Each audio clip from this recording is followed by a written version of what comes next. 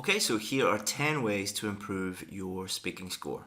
Obviously, the speaking test takes a lot longer to learn than just a short video telling you 10 things that are going to help you improve your score. But these are the 10 things that when I do mock speaking tests with students, these are the 10 most common things that I say to students. And the great thing about the speaking test is it's really, really easy to fix someone's performance. It's really easy to improve their score in comparison to the other three areas.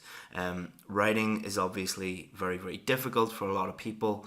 Reading and listening, there are a lot of different types of questions. It takes a long time to learn all of those. For speaking, I think this is the easiest part for most people, and it's really, really easy for me to identify people's problems and to fix them really, really quickly. So these are the 10 most common things that I tell people immediately after doing a speaking test with them. So, first one, be yourself, all right? Speak to the examiner like a human being. Do not turn into a robot. One of the most common things that I see is, so when I'm doing a speaking test with someone, we normally have a chat for 2 or 3 minutes before we do the real test. And the 2 or 3 minute chat, the person is like at a band 8 level. Their fluency is great, their vocabulary is great, their grammar is great, their pronunciation is great. And then as soon as I say, okay, let's start the test, they go from a band 8 to a band 6, just because they stop speaking to me like I'm Chris Pell and they start speaking to me like I'm a recording device. So they go into something that I call test mode. So more than anything else, just speaking to the examiner the way you would normally speak to them if you met them on the street or you were talking to them in a classroom or whatever, that is really, really going to help. Number 2, answer the question. Your number one job is to clearly answer the question, all right? Focus on this and everything else will look after itself. So your job is not to show the examiner how many amazing words you know. Your job is not to show the examiner how amazing your grammar structures are.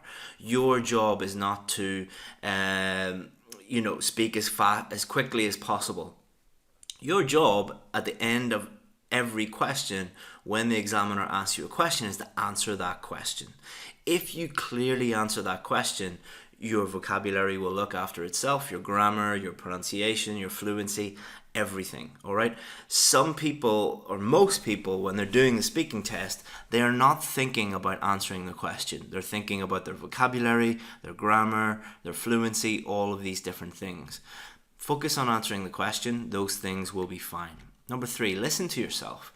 Most people have no idea what they sound like, all right? So do a mock speaking test and record yourself on your phone. Most people have no idea about that they make, the same grammar mistakes over and over again, that they've some serious pronunciation issues, that they don't answer the question, that their fluency is really bad.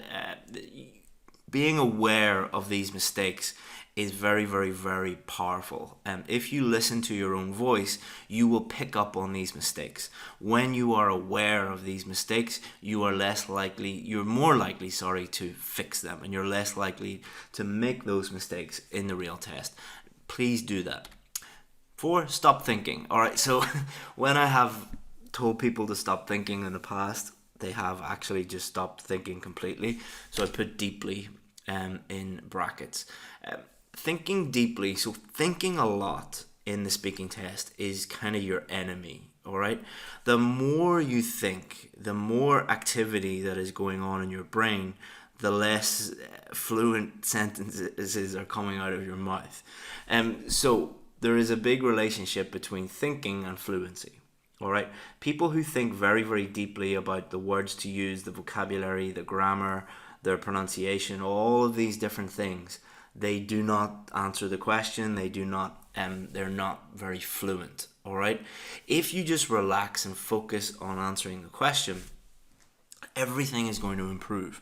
Your grammar is going to improve, your vocabulary is going to improve, your fluency is going to improve, everything is going to improve. The speaking test is a speaking test. It is not a thinking test, all right?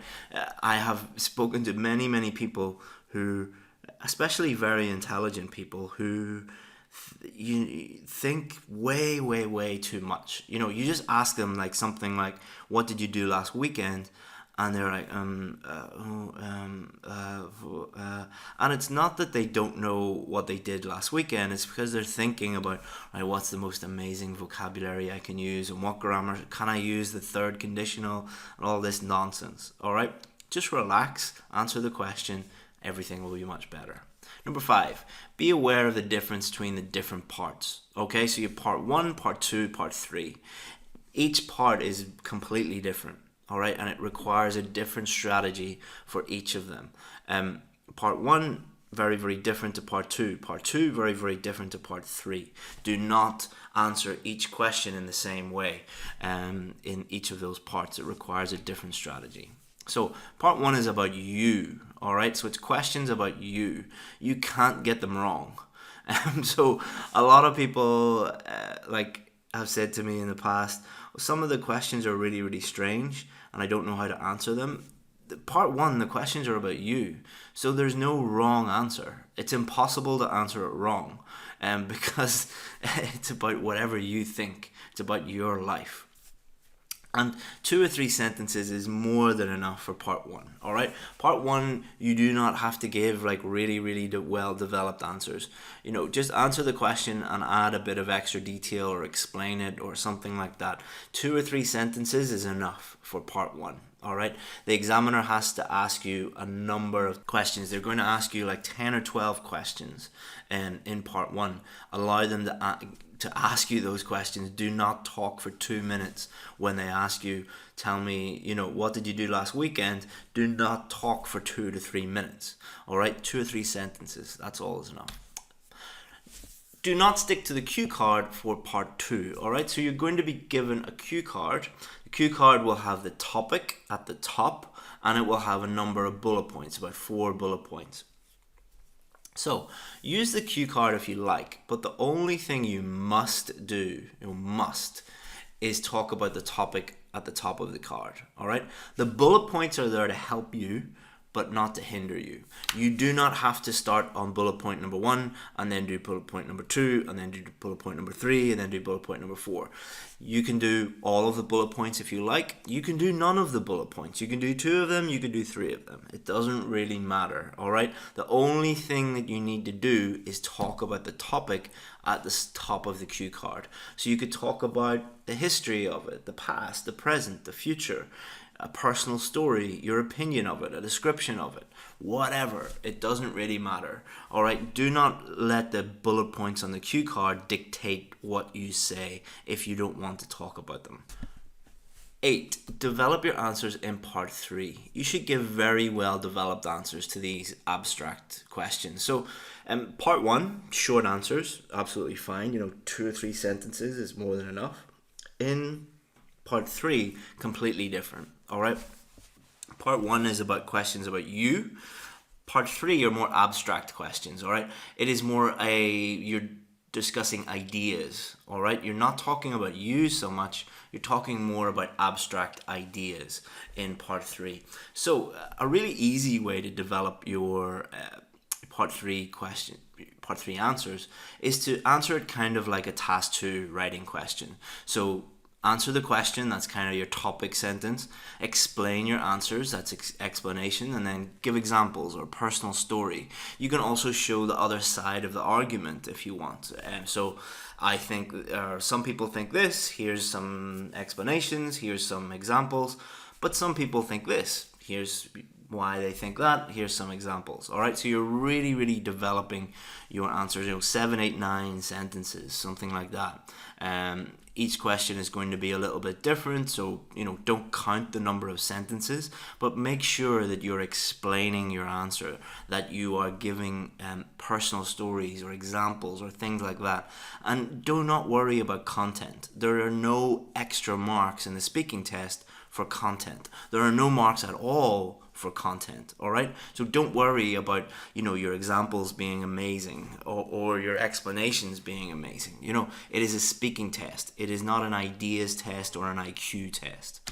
Fluency over accuracy. All right, so accuracy is important, but the more you focus on it, the poorer your fluency is going to be. So accuracy, I'm referring to getting your grammar correct and getting your vocabulary correct. Some people, and I see this especially with Asian countries, because this is what their teachers have taught them, is that your grammar needs to be perfect. Your vocabulary needs to be perfect, especially grammar. All right, a lot of Asian countries are obsessed with grammar and getting it correct. If you're obsessed with grammar and you think that everything has to be perfect, your fluency is going to be terrible. All right, because you're constantly going to be thinking about grammar structures, and it's going to prevent you from actually talking fluently. All right, if you do the IELTS test in a country like Spain or Italy or Germany, their fluency is way higher than in Asian countries. In Asian countries, it's just because of the style of teaching. Your teachers are a little bit too obsessed with grammar and not obsessed enough with actually production of speech fluency. So accept that you're going to make mistakes. All right, focus on answering the question as fluently as possible. You can get a band 7 and make quite a few grammar mistakes and vocabulary mistakes. Nobody, even a band 9, has a perfect grammar, perfect vocabulary. Band 9s make small mistakes. Listen to any native English speaker speaking. They make mistakes all the time when they're speaking. I have probably made a mistake when I've been making this video. Hopefully not. But when you're speaking, because of the nature of speaking, you cannot be 100% accurate all the time. But one thing you can do is try and be as fluent as possible. Most students are not fluent at all. 10. Do a mock test. All right, there might be 2 or 3 things that you are doing that will stop you getting the score that you need. All right, so an expert should be able to tell you how to fix these mistakes in about 10 minutes. All right, so I can do a mock test with someone, and within 10 minutes I can say, this is wrong, this is wrong, this is wrong. All right, these are the 3 reasons. This is the reason in your pronunciation that is an issue. Here's your fluency and coherence issue. Here's your grammar issue. Fix these 3 things, or fix these 2 things, and you're pretty certain of getting the score that you need.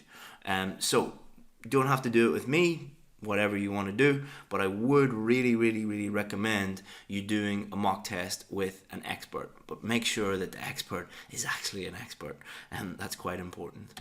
All right, so your challenge is, there's a great website called IELTS Generator, and IELTS Generator generates speaking tests. All right, so mock speaking tests. So you can just read them and do the test yourself. So I want you to go to IELTS Generator, pick one of the tests, do a full test, record yourself, imagine that the examiner is asking you the questions, and then so that's going to take about 15 minutes. Then spend 15 minutes listening to your answers. Think about the 4 marking criteria. Think about fluency and coherence, think about grammar, think about vocabulary, and think about pronunciation. All right, and spot your weaknesses. What are your issues? And write them below this video. Okay, thanks very much, guys. Bye-bye.